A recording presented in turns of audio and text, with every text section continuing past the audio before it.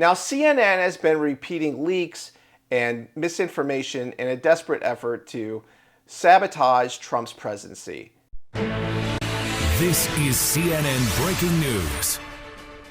We have major breaking news into CNN. 3 sources tell CNN that according to an early U.S. intelligence assessment, the U.S. military strikes on 3 of Iran's nuclear facilities last weekend did not destroy the core components of the country's nuclear program and likely only set it back a few months. That's right. So this is an assessment that actually is out from the Defense Intelligence Agency. That is the Pentagon's intelligence arm. And it was based on a battle damage assessment conducted by U.S. CENTCOM after the strikes, according to one of the sources. Let's go to CNN national security correspondent Natasha Bertrand, who has this exclusive new reporting.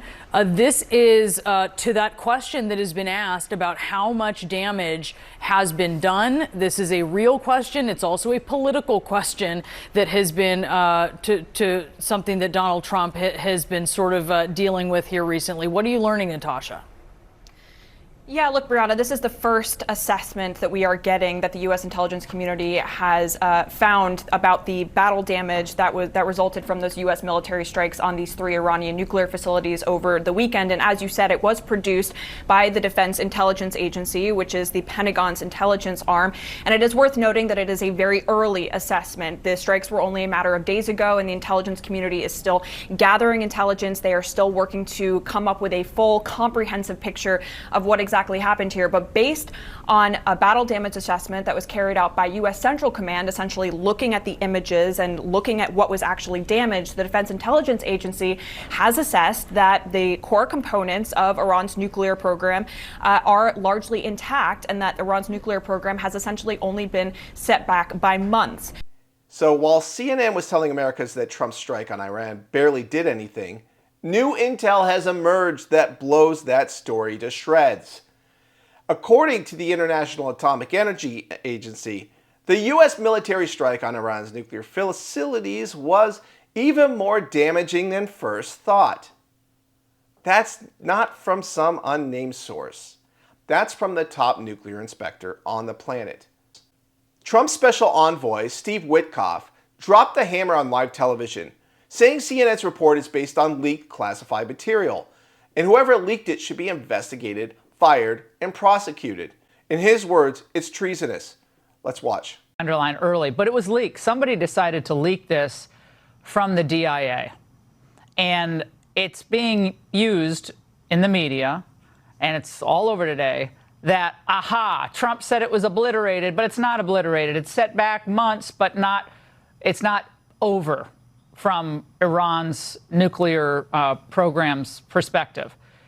Your reaction to that, and I assume you know what we're talking about with this leaked intel report.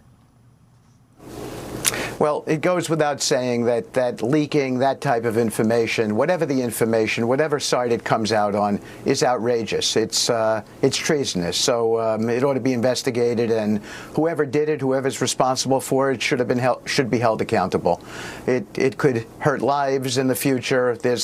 Leaking is a completely unacceptable thing. But let me give you, because I've read all the damage assessment reports from not just our government, but from other governments. And I'm not going to get into anything that's top secret, but let me tell you for sure what happened here. There are 3 distinct facilities in Iran that we were concerned with. Isfahan, which is a conversion facility. You cannot weaponize unless you have what's called the conversion process at the beginning of enrichment, and then a conversion process to metallicize the material at the end of enrichment. That conversion facility, which as far as we know is the only facility in Iran that can do this, was completely destroyed at Isfahan. It's above ground. It was hit with a 30,000-pound bunker buster, and it could not survive that hit. So they have no conversion opportunity, and that means they cannot weaponize, even if they've enriched to 90%. Then there are 2 other nuclear reactors in Natanz, one above ground and one below ground. The below ground one we know we eviscerated, and the above ground one, which had been hit by the Israelis and had been substantially damaged, we put another bomb on top of it just to make sure that it was eviscerated, and we know for a fact it was. Fordo is the last enrichment reactor that was operating there. And we put 12 bunker buster bombs on Fordo. There's no doubt that it breached the canopy. There's no doubt that it was well within reach of the depth that these bunker buster bombs go to. And there's no doubt that it was obliterated. There's no doubt it was obliterated. Let that sink in. CNN ran a false report designed to undermine a sitting U.S. president's national security success, and they may have done it using illegally leaked intelligence. So ask yourself, why is a mainstream news outlet working to defend Iran's nuclear program? Why is the report leaking damage assessments in real time, right as America's enemies are trying to regroup? And why is no one at CNN facing accountability? I think it's been completely demolished. I think the reason we're here is because those pilots, those B-2 pilots, did an unbelievable job. And you know, the fake news, like CNN in particular, they're trying to say, well, I agree that it was destroyed, but maybe not that destroyed. You know what they're doing? They're really hurting great pilots that put their lives in the line. CNN is scum, and so is MSDNC. It's all fake news, but they should not have done that. Those pilots hit their targets. Those targets were obliterated, and the pilots should be given credit. You know, we as inspectors, we say what we can check and verify. We have been, of course, following from the beginning of the military action on the 13th, the situation and what we see. I mean, I could agree in the sense that what we see is a very important degree of damage. In the three facilities, Natanz, which was the first to be hit and sustained very, very serious damage in one of the important centrifuge halls where enrichment was being carried out. Then even the underground part of that suffered indirectly first and then directly. Then Isfahan, a few buildings. It's a complex. It's a complex with many different buildings performing different activities, but the damage sustained there was also very important. Of course, Fordo, which was the more fortified and protected facility after the participation of the United States and the night from Saturday to Sunday, we have seen a lot of impact of course, of these deep penetrating projectiles. And so, although no one has been there inside to see, of course, the conclusion is that the damage must be, very, very, very important. Here it is. If they have 60% enriched uranium, but they don't have the ability to enrich it to 90%, and further, they don't have the ability to convert that to a nuclear weapon, that is mission success. That is the obliteration of their nuclear program, which is why the president, I think, rightly is using that term. Do you agree with that statement, Director? I wouldn't argue with that, because 60% is not 90. Given what you have seen from the sky and understanding that you haven't been on the ground yet, how far back do you believe Iran's nuclear weapons program has been set by these strikes? Is it months? Is it years? Well, I think the nuclear program, the Iranian nuclear program, has been set back significantly. When you say years, I don't know what is your the metric that you want to apply. Now, I don't know. We have to see what they want to do. Are they going to reconstruct what they had?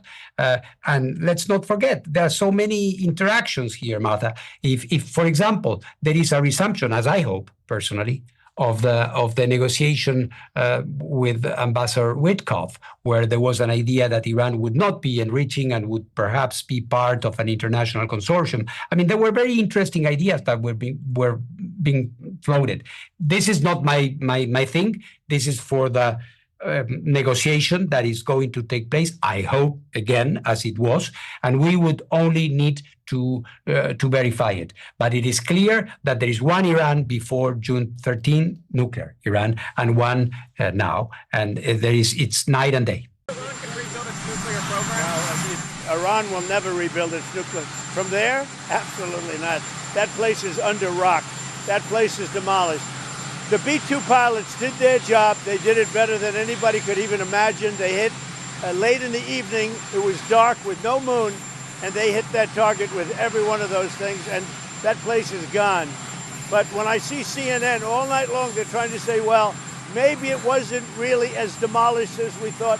It was demolished. You take a look at the pinpricks, and you see that place is gone. And I will say, I think CNN ought to apologize to the pilots of the B-2s. I think that MSDNC ought to apologize. I think these guys really, these networks and these cable networks are real losers. You really are. You're real losers. You're gutless losers. I say that to CNN because I watch it. I have no choice. I got to watch that garbage. It's all garbage. It's all fake news.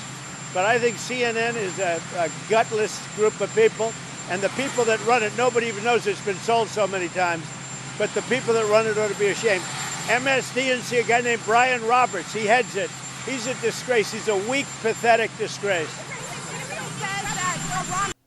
Here's the truth. The only thing more dangerous than a nuclear Iran is an American media willing to protect it. This is Explain America. Please share this with someone who still thinks CNN is just news.